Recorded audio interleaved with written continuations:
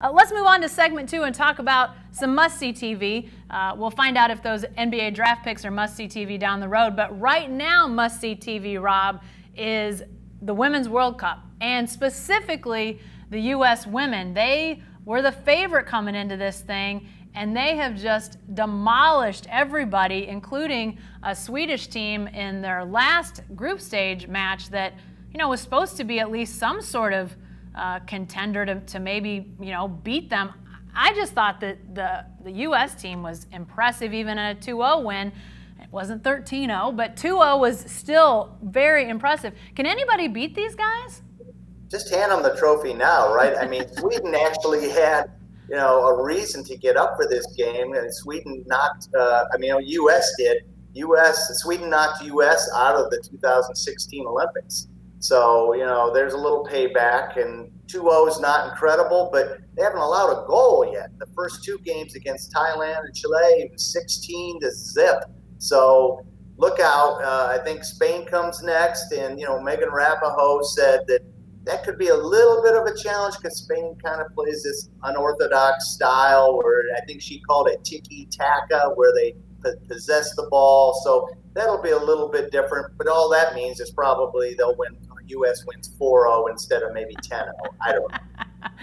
Yeah, it's hard to see the U.S. losing anytime soon. Obviously, now they're starting in the knockout phase, and a loss means you go home. So it's must win at this point. Spain on Monday, a late morning match at noon Eastern time, 11 Central time is the start for that one on Monday.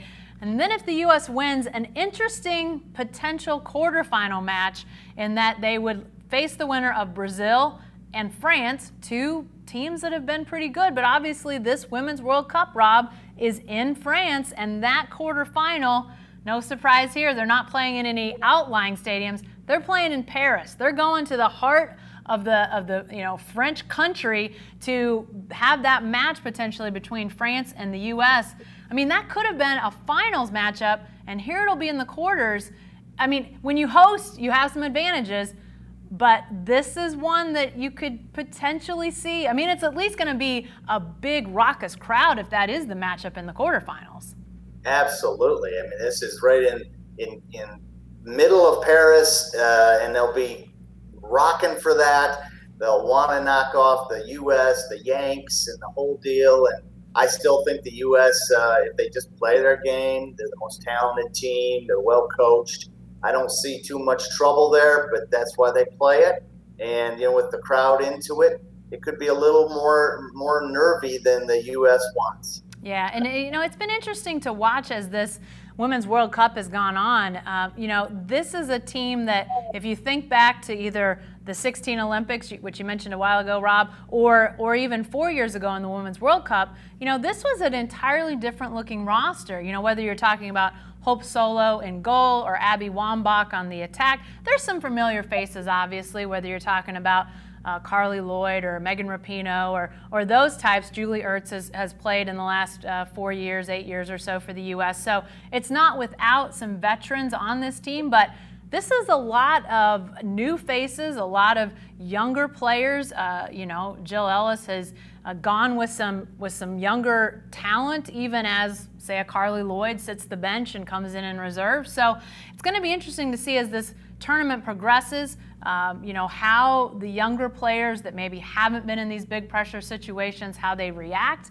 Obviously, thus far, it's been without any incident of, concern even really in these games. They've really just attacked it and been clearly the better team, even in that 2-0 win over Sweden the other day. It didn't ever feel like they were threatened, which, it's impressive to see at that level, just how dominant they've been. How dominant can they be? Can they go another game without allowing a goal? Could they potentially get, a couple more games without allowing a goal?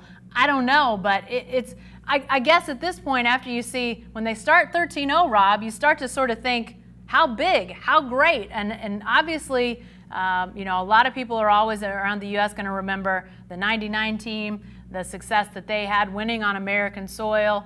But I think here we are now, 20 years later, and you still see the strength of the Americans. And I'm not betting against them. I don't bet, Rob, but if I did, I mean, it'd be foolish to bet against these guys, right? Yeah, I mean, you're doing pretty well when the biggest controversy and the most dicey moment is the way you celebrated when you're criticized against Thailand. I mean, if that's the biggest deal you have to deal with, you're doing okay. Yeah, and it's hard to believe it's been that many years since you mentioned '99. I feel old and older. Yeah, I know. Boy, what a fun sporting event that was, though.